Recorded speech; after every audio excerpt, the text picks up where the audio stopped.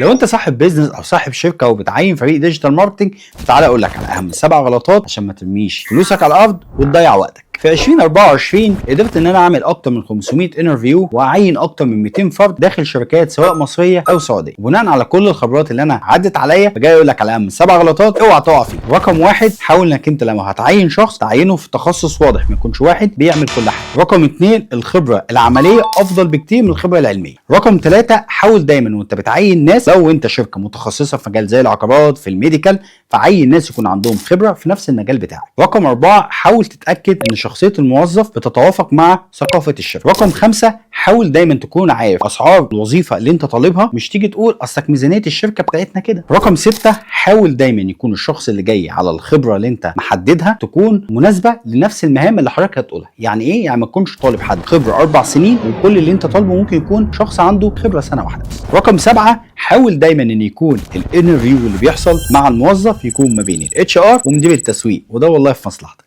ولو عايز نصايح اكتر عن ازاي تبني فريق لشركتك او للبيزنس بتاعك، اعمل فولو واكتب لي كومنت ايه اكبر تحدي انت بتقابله. سلام.